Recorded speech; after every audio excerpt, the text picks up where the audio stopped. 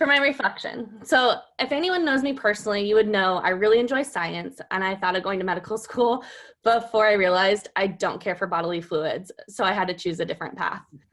However, I was a big supporter of Liam wanting to go to medical school and loved our quiz sessions because I was learning too. So the fact that my reflection is technical won't surprise you, but I hope you stick with me because I think it has some real value. Great. I was speaking with a colleague yesterday, and they expressed to me how they felt anxious about the unknowns, the changes, the stress. I think we can all relate to feeling like that at some point during the shelter in place, if not currently feeling it. It's very understandable since we've had some major lifestyle changes that are disruptive to our normal routine, both physically and mentally, but we can focus this time to help train our brains. Mental toughness, as we all know, is the ability to be resilient, responsive, flexible in the face of adversity.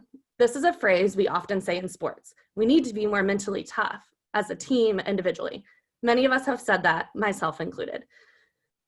The only way to get better with this is to have opportunities responding to stress in new ways to teach our brain to thrive under pressure. Right now, the changes in our lives due to COVID-19, for many of us, it feels like we're facing adversity head on.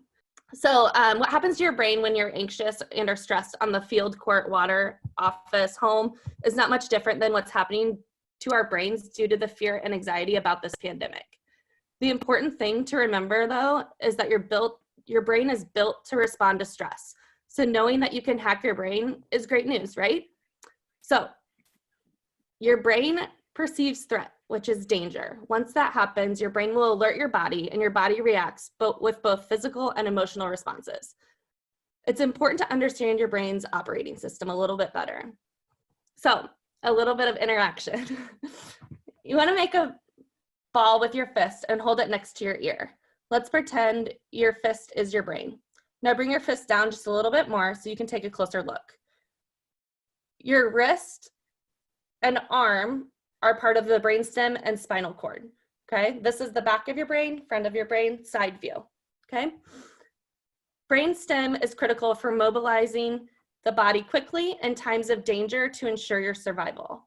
Now lift your fingers straight up and you will find the middle of your brain.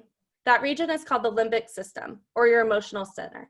The limbic system includes the amygdala, which is located right under your thumb or your thumb, which is your alarm system or threat to danger.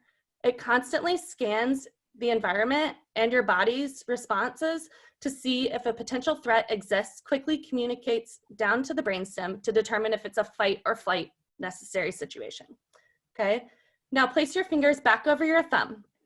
We are now looking at the cerebral cortex. The cortex is responsible for a lot, but where information is perceived, produced, and responded. Notice the ring finger and pinky fingers. This is where the prefrontal cortex is located. That part of your brain is responsible for decision making. Basic information, right? So now that we have a little bit more understanding of our brains and where our information is coming from, it's important to know that a lot comes from the amygdala. When facing adversity and high stress, your alarm system will process all sorts of danger signals. There will be changes in patterns of sleeping, eating, and interpersonal communication as your stress responses continue to be triggered by new worries or more fears. As more threats are identified, our brain will start making us feel like we are in a perpetual state of crisis. Your brain gets hijacked when you are really, really in a stressful situation, and subsequently the decision-making part of our brain goes offline and we're told to run away or fight the threat. 15,000 physiological changes take place in our bodies in response to extreme stress and our ability to make rational decisions or to change our behavior quickly, like we might need to do in a sports environment, which makes it nearly impossible. If you have experienced this, you have likely noticed some changes in your thinking, behavior, or sensory perception, not sleeping as well, you have lost your appetite, you fatigue faster than you think you should when you're going through a daily routine, you make impulsive decisions when coaching or in your daily life that you wouldn't normally make, your thoughts are more negative and self-critical, You feel sick to your stomach for no identified reason. You become irritable or get angry at people you typically wouldn't. You overanalyze the what if situations, and you stop coaching or working at all. It is important to note that our stress response was developed as an evolutionary tool to help us in life-threatening situations. When the stress response is continuously turned on excess stress hormone, which is cortisol, it will eventually cause damage to the mind and brain, which makes it even more important for us to adapt tools such as meditation, exercise, deep breathing that can help us control the amount of daily stress in our lives. While we don't have sports psychologists on campus for our student athletes, I think that we can do a good job of trying to inform them and making sure that we are doing check-ins with them and giving them tools to help with their stress at this time. We all know how important our mental status is at any given point. This is on the court, off the court, in the classroom, in the office, at home, and the list goes on. Mental health is very real right now, and we have the opportunity to work on hacking our brains, but also helping our student athletes hack their brains as well. The easiest way to start is by breathing, because it helps calm down your nervous system, and be mindful that sometimes life is going to be chaotic, but it's important to take a deep breath and settle your mind.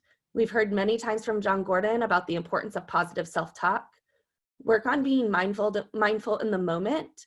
We will emerge out of shelter at home at the same time, but let's work on our minds during this time so that no matter what happens, we're stronger with the cards that we're dealt.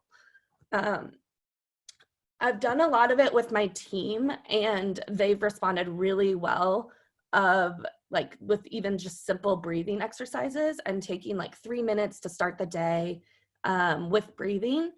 And some of them have picked up different ways to control their stress. Some of them are running, some of them are doing yoga. I just started a challenge with friends of doing 50 burpees a day in the month of May, because it's something that helps settle your mind. So I just think it's really important to know that.